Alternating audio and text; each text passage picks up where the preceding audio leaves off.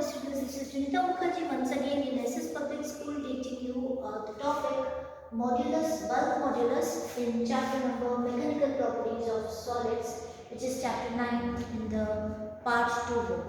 Okay, so bulk modulus. What is bulk modulus? First you need to know. For bulk modulus, you know it very well that the ratio of the hydraulic stress to the corresponding hydraulic strain is what we call the bulk modulus, and it is given by B equal to minus P upon del V upon V is the first equation we have taken here, and this is just because of the hydraulic stress.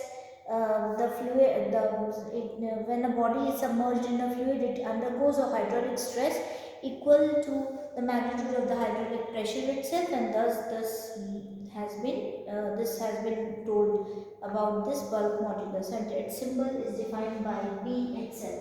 Okay, now the reciprocal of this bulk modulus is called the compressibility and is denoted by K, and it is defined as the fraction change in the volume per unit increased in pressure. So K equal to 1 upon B, that is equals to minus 1 upon del P cross del V upon V, which is the second equation.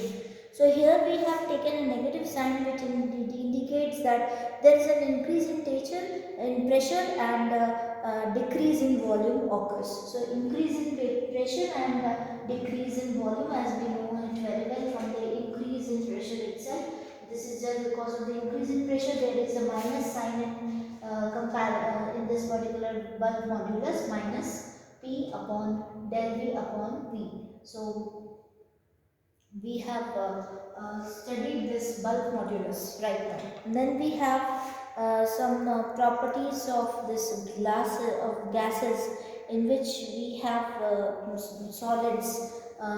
Means the bulk modulus is basically the ratio of the hydraulic stress and the hydraulic strain that is corresponding to this particular value. We have here the stress, that is compressibility. In gases, the compressibility will be very much possible because the molecules are there far apart, and the couples are not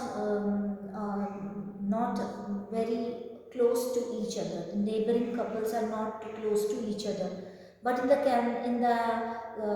in comparison to that of the solids, its compressibility is not possible, just because of the molecular or the neighbor atoms are very close to each other.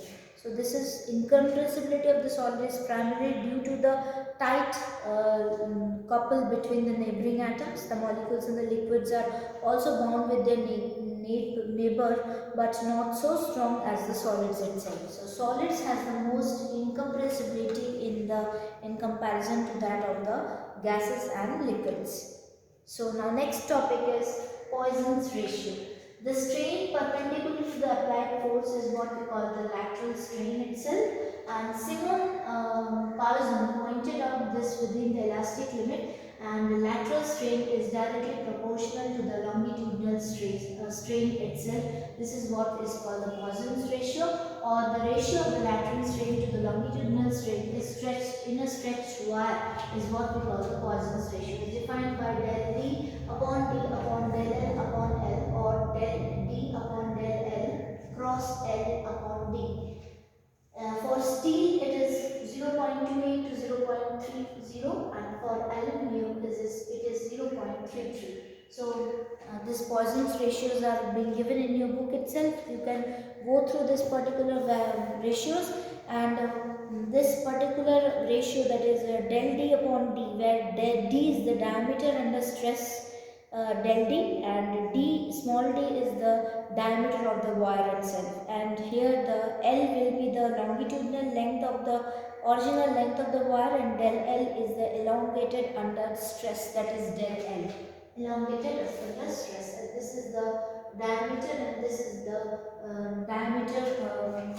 this is the original diameter of the wire, that is D, and contraction of the diameter under stress is del D itself.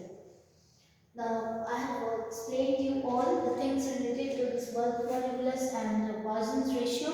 in this particular thing, where you have already seen about the Young's modulus experiment, which I have told you. In this particular stress and strain, applicable strain and stress which are applicable in this in this ratio, in this Poisson's ratio. The strain perpendicular to the applied force is called the lateral strain itself, and the ratio of the lateral strain to the longitudinal strain in a stretched string is what we call the Poisson's ratio.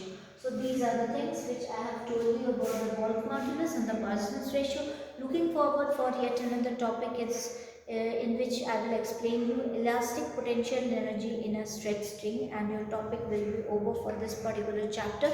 And next chapter we are going to start in the next session of this topic. Till then, thank you, students.